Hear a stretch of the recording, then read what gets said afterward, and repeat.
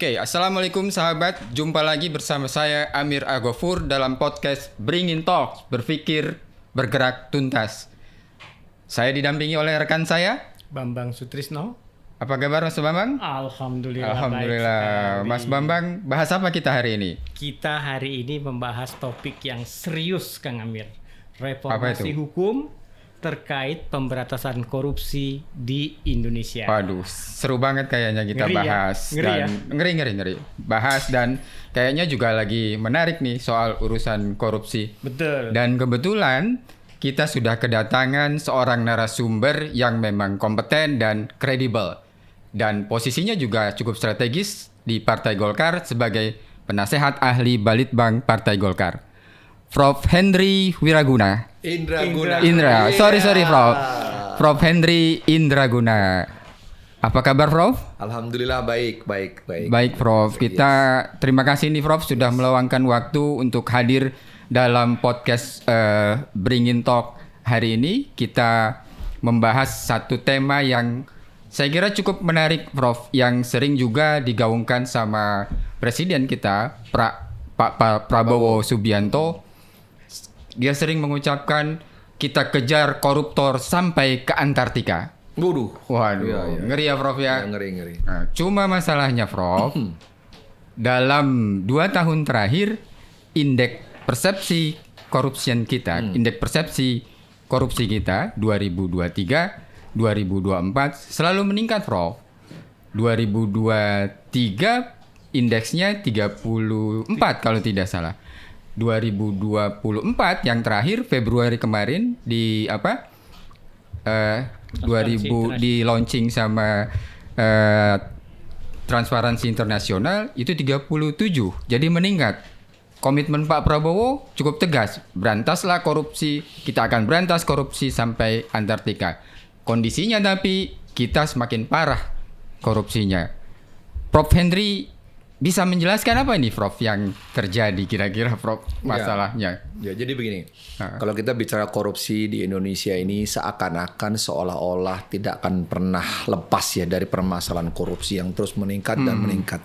Bahkan setiap hari berita-berita itu menyuguhkan kepada masyarakat kita itu terkait korupsi, ditangkap A, tangkap B, tangkap C, tangkap D, F. Seakan-akan ini banyak dan entah kapan ini bisa selesai. Ini yang menjadi satu penyakit di Indonesia. Nah, cuman kalau cara pandang saya itu terkait korupsi ini memang ini harus serius. Pemerintah itu harus sangat serius untuk membasmi korupsi di Indonesia.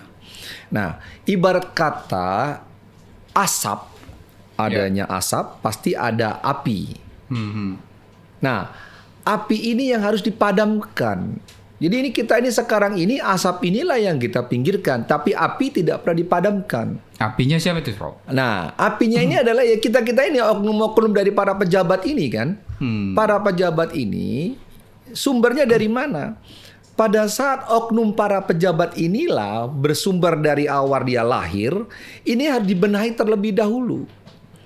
Indonesia ini kan bagaimana ya? Kalau mau menjabat itu selalu harus pakai upeti.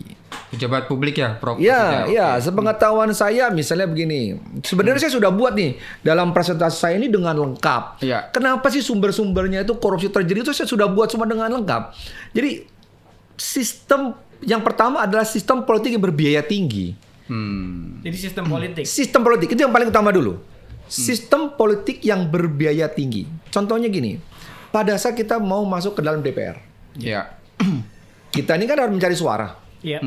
Nah, pada saat mencari suara ini kan tidak ada yang gratis, Pak. Ini harus bermodal besar. Berapa besar sih kita kalau mau jadi seorang anggota DPR? Butuh biaya. 2024 aja. Itu kurang lebih sekitar 30 miliar ke atas itu. Untuk kurang DPR lebih. DPR RI. Ya. Nah, pertanyaannya sekarang kalau logika cara berpikir nalarnya dengan mengeluarkan 30 miliar dibagi dengan gaji setiap bulan sampai 5 tahun, apakah bisa kembali? Jauh. Kalau normal. Jauh dari asap dan api. Iya kan? Jauh dari arang. Nah, kenapa orang masih berbondong-bondong dengan semangat-semangat yang mereka berlomba-lomba untuk masuk ke wilayah ini? Berarti ada hal lain yang sebetulnya terjadi di situ. Sehingga orang berani mengorbankan uang cukup besar. Ini 30 miliar ini simple, nggak sulit. Kenapa? Kita ini mau cari suara identik dengan amplop. Ini dengan amplop ini. Saya alami sendiri ini. Kalau nggak ada amplop, mana orang bisa mau pilih? Tidak akan memilih.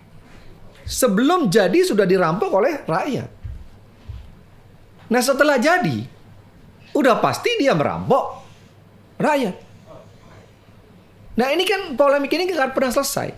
Kalau sistem ini tidak diperbaiki, maka akan melahirkan calon-calon koruptor di Indonesia. Itu masalah yang pertama, Prof. Yang kedua, Prof. Nah ini diperbaiki dulu. Ini diperbaiki dulu. Yang contohnya sekarang masuk ke pemerintahan. Masih banyak kita memberikan upeti-upeti yang nilainya cukup luar biasa. Siapa yang memberikan? Oh banyak oknum pemain-pemain ini. Lo mau jadi ini harus bayar sekian, bayar sekian, bayar sekian, bayar sekian, bayar sekian. Nah kalau udah duduk, dia harus mencari return of investment. Sekarang pertanyaannya gini, kalau misalnya kita mau menjadi anggota dewan, kita keluar dengan 30 miliar. 30 miliar itu kita harus kembalikan 30 miliar. Setelah 5 tahun kita harus siapkan lagi uang untuk amplop selanjutnya. Ini nggak pernah selesai. Dan apakah 30 miliar di tahun 2019 dengan 2024 sama? Oh tidak. Akan mengalami deflasi. Dulu 2019 amplopnya 25.000. 2024 sudah 50.000 dan bahkan ada yang 100.000. Di 2029 lagi amplopnya akan menjadi berapa? 100.000. Nah kalau probability amplop yang ditebarkannya itu cuma 30%, keberhasilan dari amplop yang ditebar, berarti harus butuh 500.000 amplop. Kalau 500.000 amplop, kalau 50.000 sudah 25 miliar. Belum biaya dan lain-lain. 30 miliar sudah habis kandas itu barang. Nah setelah duduk apa yang dilakukan? Kalau dia hanya berdasarkan dari gaji saja, itu yang 30 modal awal itu tidak kembali. Nah setelah 5 tahun kan saya harus siapkan lagi dana. Betul. Ini duit dari mana? Mau cari di mana? Pertanyaan saya. Kalau nggak korupsi, ya nggak akan dapat duit lah. Harus korupsi. Nah 30 miliar waktu 2024, nanti 2029 butuh 50 miliar. Karena ada kenaikan itu. Nah mau sampai kapan nih mau selesai? Sistem inilah yang harus diperbaiki terlebih dahulu. Sumbernya ini, apinya ini, selesaikan dulu di sini. Oke, jadi menurut Prof Henry ini yang jadi masalah utama. Iya, 2029 seharusnya harus dipersiapkan satu sistem pemilu lagi tidak berbasis seperti yang sebelum-sebelumnya. Ini berbahaya sekali ini. Nah, sekarang pemilihan kepala daerah. Apakah tidak terlepas dengan amplop? Oh, udah pasti. Bupati itu kurang lebih bisa sekitar 50 miliar ke atas. Apalagi gubernur. Belum lagi nanti upeti harus bayar partai, apa, kursi dan lain-lain. Apakah itu menjadi rahasia umum? Oke. Nah ini kalau nggak diselesaikan terlebih dahulu, sudah pasti akan melahirkan koruptor-koruptor yang handal. Karena mereka punya kekuasaan, mereka punya kekuatan, maka mereka akan mencari uang. Nggak akan pernah selesai ini. Ini baru di DPR. Nah kalau udah masuk ke dalam pemerintahan, oh banyak sekali itu. Makanya korupsi tidak akan pernah selesai kalau tata cara sistem pada saat melahirkan orang-orang politikus ini yang untuk menjabat di pemerintahan belum dibenahi sistemnya. Ini 5 tahun dilarikan terus, nggak akan pernah selesai ini. Oke, Prof, kita berhenti di situ, Prof. Karena sistem pemilu itu yang kemudian menimbulkan masalah. Katakanlah seperti itu. Iya. Nah, sekarang ada pengawasan, Prof. Oke. Ada Polri, ada Kejaksaan, yang ada KPK. Sejauh ini Prof menilai seperti apa pengawasan yang dilakukan oleh mereka? Begini, kalau cara pandang saya melihat dari 3 pilar ya, dari polisi, ada jaksa ya, ada hakim ya, ada lagi satu lagi KPK ya. Mereka apakah sudah berjalan dengan baik, sistemnya baik? Sudah. Akan tetapi kan di situ kan ada keterbatasan. bahwa yang melakukan itu adalah manusia lagi. Manusia ini tidak akan pernah lepas daripada khilaf. Nah, permasalahannya sekarang ini apakah mereka sudah dicukupkan dari gaji, dari penghasilan? Tidak akan tercukupkan. Walaupun ada kenaikan gaji, yang katakan kemarin ada kenaikan gaji, kan gaji pokoknya, Jaksa. bukan totalnya. Kalau pokoknya ini mau dikalikan kalikan 2 pun juga nggak ada artinya dibuat zaman sekarang ini. Nah, dari oknum pejabatnya, dari oknum yang menjabatnya, ditambah lagi undang-undang yang carut marut ini kan. Mana nih yang mau diperbaikin dulu? Adab daripada si petugasnya atau undang-undangnya? Ya. Nah, ini akan menjadi pembahasan yang akan panjang ini. Kita bahas di oknumnya. Bagaimana caranya supaya oknum ini mereka tetap tegak lurus kepada undang-undang. Ini akan jadi panjang lebar nih. Apa yang mau diperbaikinya? Nah, undang-undangnya. Apa yang diperbaikinya? Tapi ini semua harus berjalan simultan, diperbaiki bersama-sama. Sekarang seorang koruptor di Indonesia, apakah dia sekarang ini kalau sudah melakukan tindak pidana korupsi terus dia merasa malu? Oh tidak. Dia dengan bangganya keluar, dia bebas, dia bangga kok. Dan bisa tampil lagi. Saya bisa korupsi dengan nilai ratusan miliar, bangga dia. Yang malu tuh korupsinya kecil. Ya. Berapa korupsimu? 200 juta. Dah. Udah lagi nggak ada rasa malu. Karena sudah terbiasa sekarang ini semua itu. Korupsi itu adalah hal yang lumrah. Korupsi adalah hal yang wajar menurut cara pola berpikir mereka. Apakah mereka takut melakukan korupsi? Tidak. Kenapa tidak takut? Saya kalau dapat uang bisa bayar kok. Semua bisa dibayar. Yang jadi masalah itu pada saat melakukan tindak pidana, tidak ada uang untuk membayar. Nah, ini jadi masalah. Tapi selama ada uang untuk bisa dibayar, selama dia bisa ada uang, dia bisa beli. Dan barang ini tersedia. Nah, kenapa bisa terjadi seperti itu? Karena undang-undangnya yang cukup lemah. Nah, petugasnya, pelakunya juga bermoral tidak baik. Sehingga terjadi kelemahan di sistem peradilan hukum di Indonesia. Inilah dimanfaatkan oleh para koruptor ini. Nah, koruptor-koruptor ini ada juga tekanan-tekanan dari politiknya. Sekarang begini, ada seorang anggota dewan gitu, yang anak-anak baru gitu. Mereka punya lihat batin dari awal, saya mau memperjuangkan rakyat. Saya memperjuangkan suara rakyat. Tapi setelah duduk, apa itu bisa dilakukan? Belum tentu.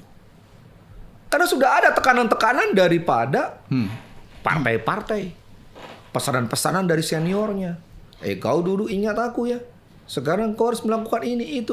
Apa mereka bisa tolak? Tidak bisa. Maka mereka akan digiring menuju satu arah yang salah. Apakah bisa tolak? Tidak bisa. Karena tekanan-tekanan politik ini. Ada pesanan-pesanan tertentu. Menarik nih Prof, bicara soal tekanan-tekanan politik. Terakhir, kasus Tom Lembong itu memperlihatkan cukup kontroversi ya Prof ya. Nah sekarang kalau kita bicara kasus Tom Lembong, ya. Seharusnya kalau permasalahan yang dipermasalahkan Tom Lembong itu, maka menteri-menteri selanjutnya juga harus kena masalah semua itu. Bukan satu dong, tidak boleh tebang pilih. Jangan like dislike dong. Ini jangan saling sandra. Gua nggak suka, gua sandra lu. Nah, itu gua nggak suka, gua pidanain lu. Nah kalau mau dipidanakan, kalau terkait daripada kebijakan, maka semua kebijakan yang diambil semua menteri pun juga harus tidak tegas, rata. Jadi kalau emang kita mau, jangan boleh tebang pilih. Jadi Prof lihat kasus Tom Lembong itu ada intervensi kekuasaan gitu Prof. Menurut dugaan saya, sekali lagi menurut dugaan saya, karena kami orang hukum, tidak boleh berasumsi. Saya kan tidak melihat bukti yang cukup, saya bukan kuasa hukumnya. Jadi asumsi saya, kalaupun kebijakan yang diambil untuk memperkaya pihak lain, menurut hemat saya, oke. Sekarang pola ini jurisprudensi dari putusan Tom Lembong dipakai juga, jurisprudensinya dipakai dengan kebijakan-kebijakan menteri-menteri yang sudah mengambil kebijakan seperti Tom Lembong. Kan ini ada jurisprudensi. Ini kan sudah menjadi putusan. Ya. Ada putusan ini, ada jurisprudensinya. Nah, perkara seperti gini polanya maksudnya. Nah, pola seperti Tom Lembong inilah yang sudah menjadi jurisprudensi yang dikatakan bersalah. Ya. Inilah yang dipakai pola ini kepada, coba cek kita menteri yang lain dong. Bisa banyak. Apakah ada perbuatannya sama dengan jurisprudensi putusannya Tom Lembong? Nah, kalau ada kan semua ini bisa dipidanakan semua. Kan gampang dong. Iya. Ya, udah ada jurisprudensi kok. Betul. Pola kayak begini, pola seperti begini diputus bersalah. Ya kan begitu kan? Betul. Bahasa yang gampang dimengertinya gitu loh.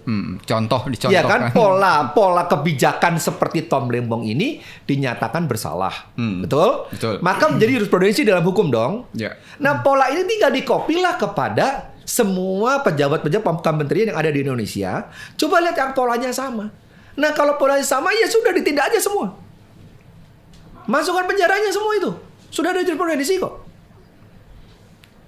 Prof melihat kasus Tom Lembong sebagai sebuah bentuk intervensi kekuasaan terhadap peradilan ini kan bukan hal yang baru ya Prof ya dalam pemerintahan ini 5 tahun terakhir. Menurut Betul. Prof begitu? Iya betul, juga? betul.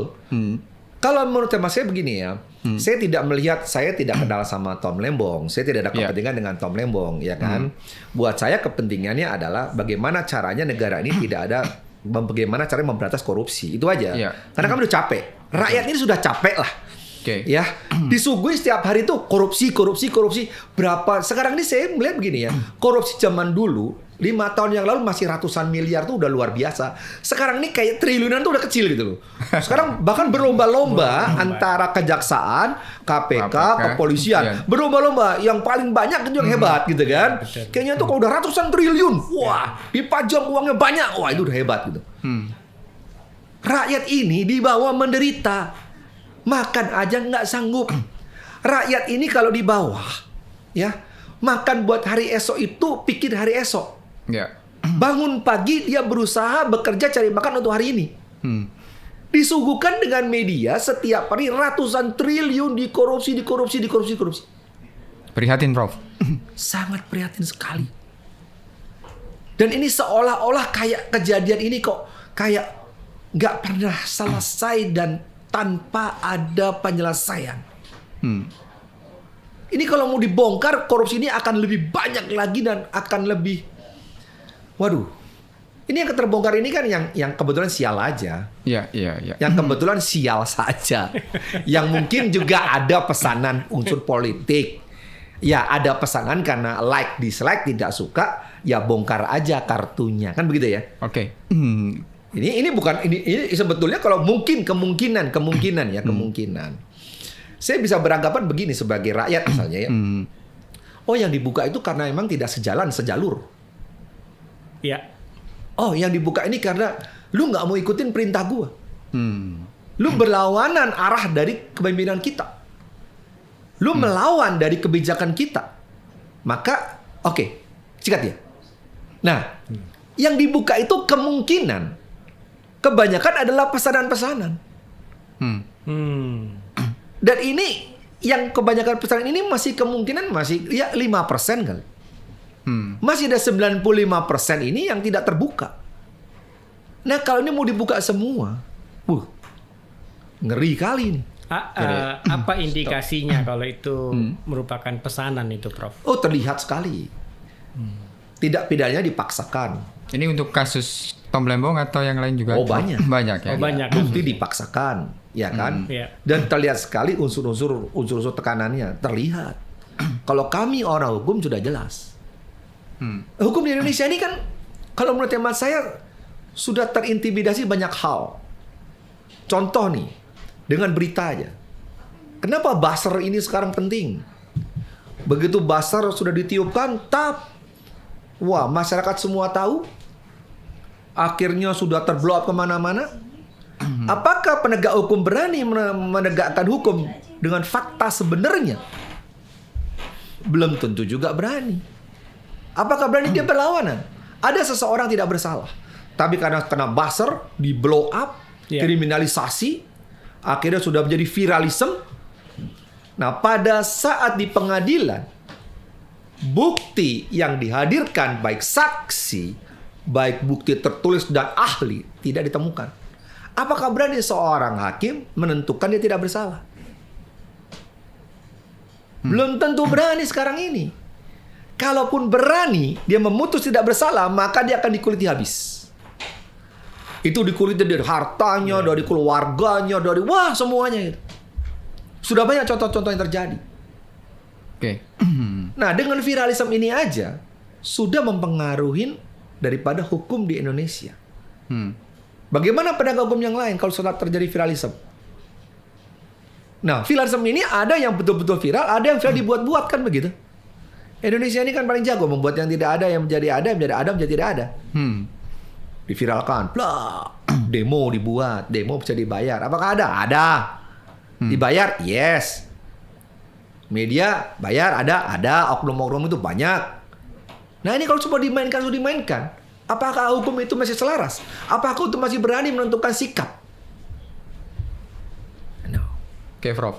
Jadi intervensi kekuasaan itu tidak hanya dalam hal peradilan, tapi di kepolisian dan di KPK bagaimana, Prof melihat?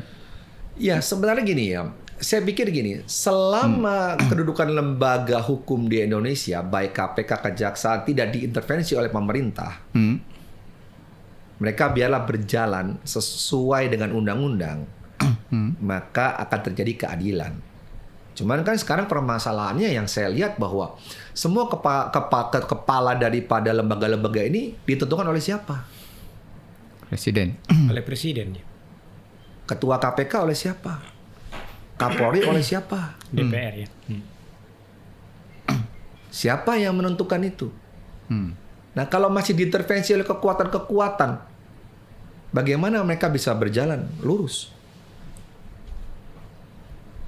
Ya, Kang Amir, boleh saya Silakan, bertanya ya? Ini sekali menarik. Jadi ini sekiranya menarik ya.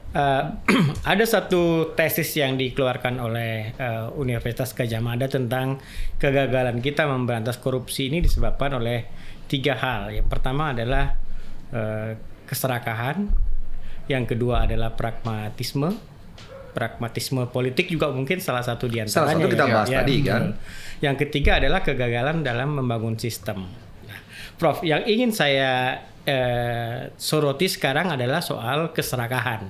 Nah, kemarin Presiden itu menyampaikan hal ini ya, di salah satu pidatonya menyampaikan bahwa sekarang itu ada serakanomics ya, serakanomics.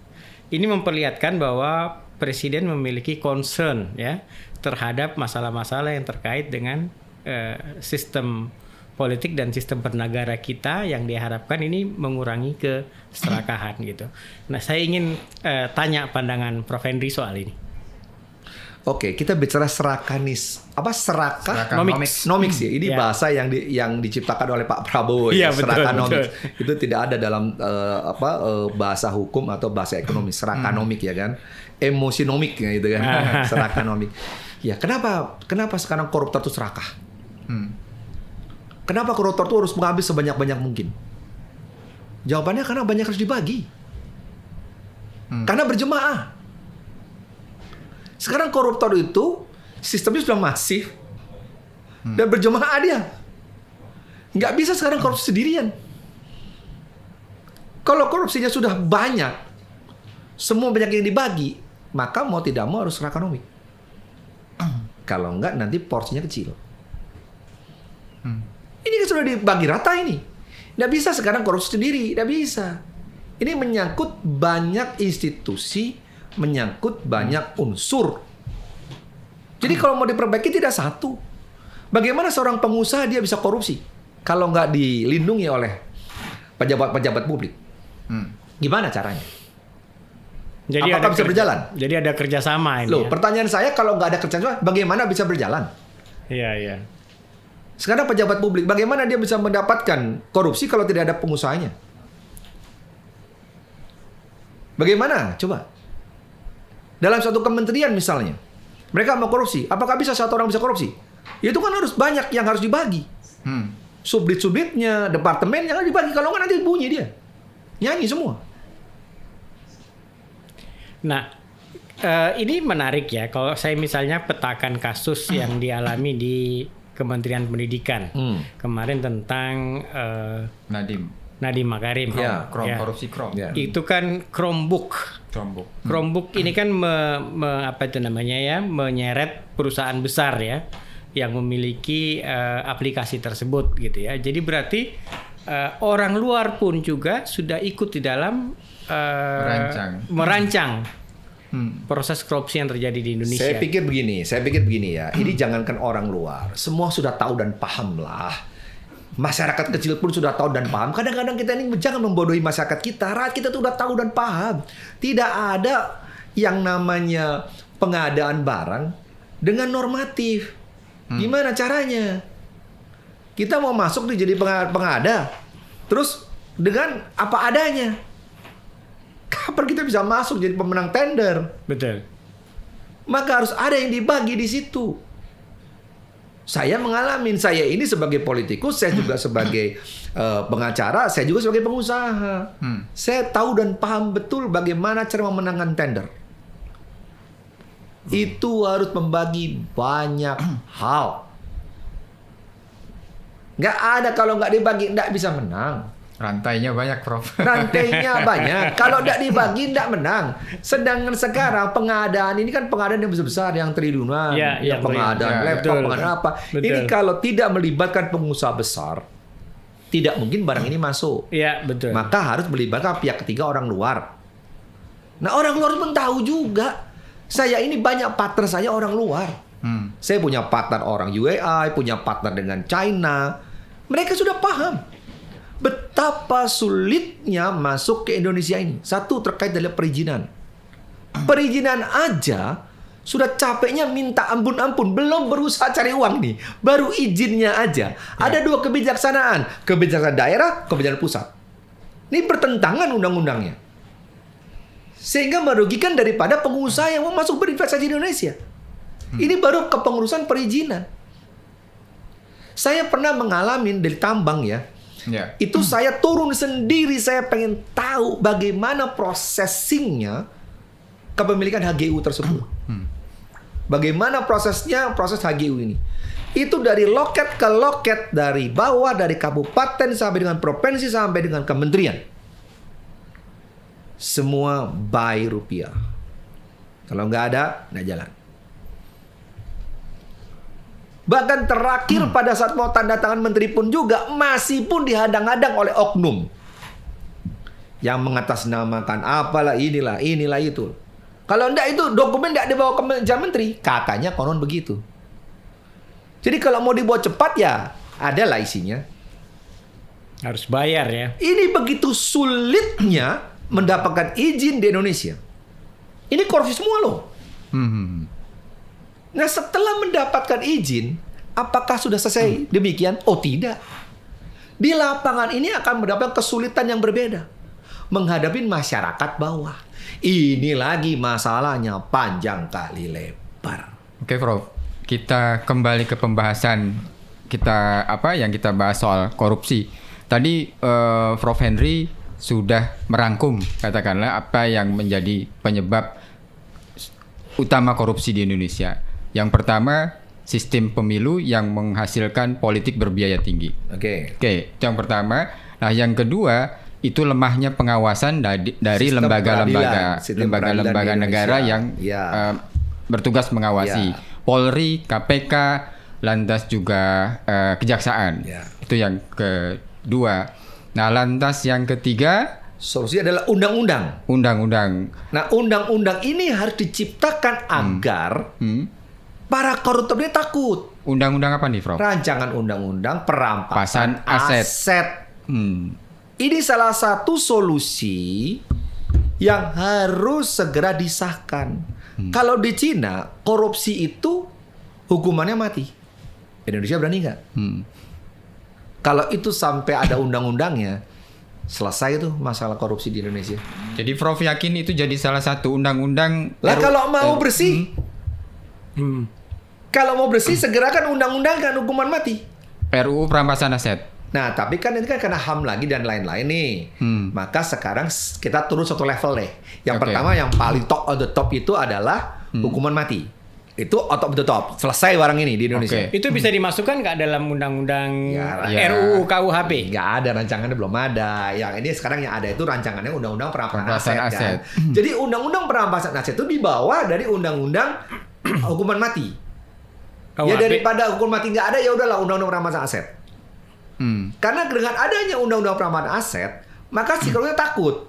Yang disita itu bukan yang terkait dari tindak pidana korupsi ini, tapi all total semua aset yang dia punya dihabiskan semuanya sampai miskin. Nah, apakah dengan undang-undang ini nanti kalau disahkan akan menjadi satu momok kepada para calon-calon koruptor? Yes.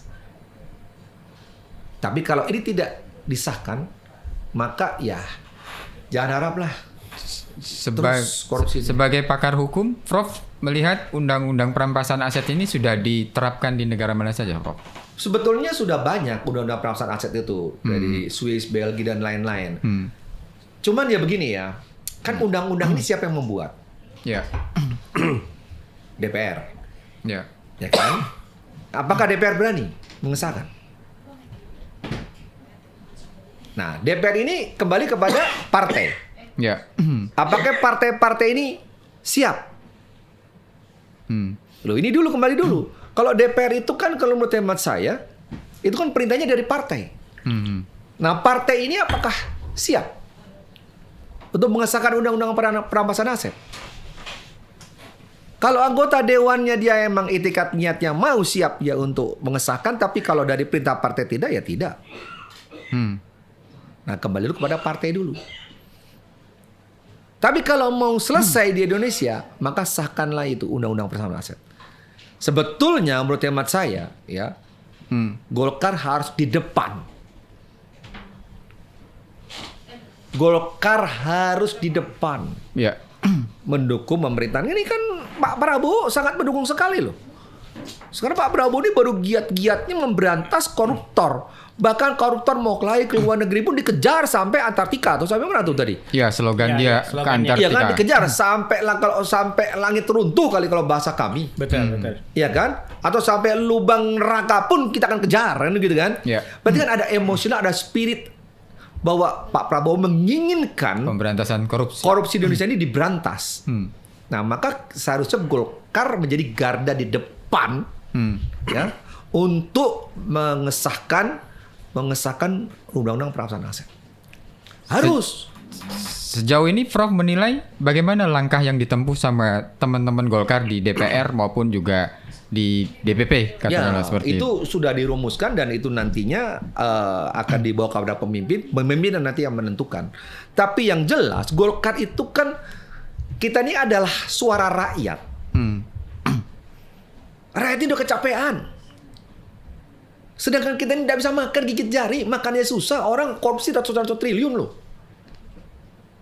Nah seharusnya harus ya Golkar mewakili rakyat garda terdepan ya menyerukan untuk mengesahkan rancangan undang-undang perampasan aset. Dengan kata lain, Prof ingin Golkar tidak mau ketinggalan dengan partai lain. Tidak boleh, harus garda terdepan. Sebagai Golkar garda terdepan memberantas korupsi. Oke. Ya, itu dong, itu baru mewakili rakyat dan mendukung program daripada Pak Prabowo. Saya yakin kok dengan adanya disahkannya rancangan undang perampasan aset, kemungkinan 50% akan turun itu korupsinya. Tapi sebetulnya kalau saya lihat teman-teman dari kejaksaan, teman-teman dari kepolisian itu sudah melaksanakan walaupun undang-undangnya belum ada. Karena saya lihat begini, ada beberapa korupsi yang terjadi, dugaan tidak pidana korupsi terjadi. Mereka sudah menyita banyak aset yang sebetulnya aset itu tidak ada kaitan dengan tindak pidana. Ada. Jadi disita-sita dulu kan. Padahal sebetulnya kan tindak pidananya di tahun 2024. Tapi aset yang disita di sebelum tahun 2024. Ya. Itu disitain semua. Berlaku surut gitu kan. Nah, setelah disetakan, akhirnya si pelakunya ini dia mengatakan gini, loh dia tidak ada kaitannya dengan tindak pidana. Ini didapatkan sebelum tindak pidana, tapi kan teman-teman kita semua itu kan sita dulu dia. Nanti aja buktikan di pengadilan dengan pembuktian terbalik. Nah, selanjutnya setelah disita, jadilah putusan kan. Nah, kalau saya lihat ada beberapa putusan yang putusan itu sudah tidak melihat lagi dari mana sumber harta ini didapat, udah sita semuanya, berikan pada negara. Sudah ada. Jurisprudensinya sudah ada itu. Walaupun undang-undangnya belum ada, sudah ada. Kasus apa itu, Prof? Banyak. Sudah banyak. Ya kasusnya semua disitain semua hartanya, akhirnya tidak dikembalikan, diberikan kepada negara. Ada, cuma kan tidak ada dasar hukumnya. Nah, kalau ada dasar hukumnya kan lebih bagus. Coba kita lihat ya. Kalau sampai ini disahkan, saya yakin korupsi di Indonesia akan turun. Saya yakin sekali akan turun. Itu akan berlaku kepada oknum daripada pengusahanya dan berlaku juga oknum para pejabatnya. Cuma masalahnya partai-partai berani nggak masalahnya sekarang kan gini, jangan kembali lagi kepada teman-teman kita di Dewan, kembali kepada partai-partainya apakah siap atau tidak. Gitu. Karena ini masalahnya kalau sudah mengesahkan berarti sudah siap dirinya bersih. Oke, tapi kita dukung ya Prof ya sebagai saya pribadi dukung, tapi kan dengan suara saya tidak cukup. Nah, kalau sekarang teman-teman kita yang lain memang dia tidak merasa bersih, apakah mereka mau mendukung? Belum tentu juga. Sebagai pengacara siap mendukung ya? Oh, saya mendukung sekali. Saya mendukung. Oke, Prof, ada juga yang mengatakan bahwa salah satu penyebab tumbuh suburnya korupsi di Indonesia itu karena 5 tahun terakhir ini terjadi pelemahan KPK, Prof. Prof bisa menjelaskan soal itu? Gini, kita kalau bicara pelemahan KPK itu unsurnya dari mana? Kita harus tahu dulu. Kita harus dalam menjawab tuh harus objektivitasnya harus ada, ya kan? Jangan diadu domba antara satu lembaga ke lembaga lain. Ini kan sekarang ini yang terjadi adalah begini. Fenomenalnya kan antar lembaga ini bersaing. Kepolisian, jaksa, KPK, ya kan seolah tuh diadu-adu sehingga mereka ini bersaing, berlomba-lomba kan begitu ya. Ini kan bukan begitu caranya. Bukan begitu. Seolah-olah sekarang kalau misalnya satu institusi dia menangkap koruptor nilainya cuman 10 miliar kayaknya kecil itu. Kalah itu sama yang satunya lagi gitu kan. Dia adu terus kan? Bukan. Mereka ini sekarang ini berlomba-lomba, bukan berlomba-lomba tapi berusaha bagaimana caranya ya untuk menyelesaikan korupsi di Indonesia. Cuman kan ini kan mereka ini sekarang kan menyelesaikan yang sudah kena tindak pidana, tapi kan tidak menyembuhkan. Ini penyakitnya kan tidak disembuhkan. Ini boleh menangkap, tapi juga harus ada program untuk di mana sumbernya. Sumbernya inilah kita harus selesaikan terlebih dahulu. 2029 kita harus perbaiki sistem pemilihannya. Sehingga tidak perlu lagi. Sekarang kalau misalnya gini, saya waktu disertasi saya doktor di UNS, saya usulkan begini. Kan ini kan juga menjadi disertasi saya waktu di UNS kan. Bagaimana kalau seorang anggota dewan itu diperlakukan seperti PNS biasa? Tidak ada VIP apapun juga. Gajinya biasa aja. Ya, tidak ada fasilitas khusus ya. Saya pikir saya yakin ya gratis saja, nggak ada yang bayar. Ya, you punya kepentingan, partai kirim, dievaluasi ada pemerintah, negara dan lain-lain menjadi evaluasi yang terbaik. Akhirnya masuk dipilih rakyat, selesai gajinya gaji PNS, tidak ada fasilitas lain. Saya yakin nggak ada banyak yang mau nyalon. Iya, Kang Amir, ini menarik diskusi kita tentang korupsi. Tetapi memang waktu kita ini sudah habis ya. Kita perlu 3 jam lagi nih buat Prof Henry nih. Sebenarnya berarti pembahasannya itu bisa nanti kepada institusi daripada penegak hukum. Ini kenapa sih mereka ini kok bisa oknumnya banyak sekali yang melakukan perbuatan pelanggaran? Iya, betul. Ya kan? Kita bisa bedah ini menjadi 2. Apakah undang-undangnya lemah? Apakah dari pribadinya? Integritas pribadinya ini, betul. Adabnya. Ya. Ini kan harus juga diperbaiki. Pada saat evaluasi mereka dilahirkannya. Pada saat mereka dijadikannya. Karena dilahirkan dengan baik. Moralnya, mentalnya. Nah, ada beberapa isu yang waktu penerimaan ini juga penuh dengan hangki-pangki itu. Nah, itu kan tidak menjadi satu rahasia umum lagi. Iya. Bagaimana sekarang kalau udah ada intimidasi dari atas? Adanya tekanan uang, adanya tekanan senioritas, adanya tekanan dari pemerintahan, kalau nggak ikut dipecat, maka jangan berbelok dia kepada apa yang diminta daripada si pemberi pesan. Oke. Prof, terakhir Prof, sebagai closing statement, Iya. apa yang Prof ingin katakan soal penegakan hukum dan pemberantasan korupsi di Indonesia? Dan bagaimana sikap Golkar sebaiknya, Prof? Begini, harus ada satu terobosan yang terbaik di pemerintahan Pak Prabowo ini. Satu aja yang saya mintakan, ya kan? Dan ini juga saya yakinkan Golkar akan menjadi garda ke depan. Sahkan rancangan undang-undang perampasan aset. Kalau ini berani, maka akan menjadi terobosan yang luar biasa. Setelah itu disahkan dan diberlakukan, maka akan berubahlah siklus iklim di Indonesia ini. Dengan perubahan siklus iklim di Indonesia ini, maka koruptor-koruptor akan berhenti semuanya. Mereka akan berpikir ratusan kali. Nah, disitulah mulai bangsa kita mulai sehat. Rakyat mulai merasakan kemakmuran ya sebagai bangsa Indonesia. Dan Golkar harus jadi garda terdepan sekali lagi untuk mengesahkan rancangan undang-undang perampasan aset. Oke, ada lagi Prof? Terobosan yang lainnya yang harus dilakukan Golkar? Satu dulu aja, tidak terlalu banyak dulu. Itu aja udah sangat luar biasa. Kalau berani, itu sudah luar biasa. Oke, Prof. Ya. Kita tunggu sikap pimpinan Partai Golkar, Prof, dan teman-teman Golkar yang di DPR, Prof. Baik, terima kasih. Terima kasih. Saya kira terima kasih banyak Prof Henry atas paparannya yang luar biasa tentang pemberantasan korupsi dan penegakan hukum di Indonesia. Terima kasih Prof Henry. Kang Amir. Ya. Jangan lupa. Oke. Sahabat, sebelum saya tutup podcast Bringing Talks, jangan lupa like, share, and subscribe. Terima kasih atas waktu dan kesempatannya. Sampai jumpa di lain kesempatan.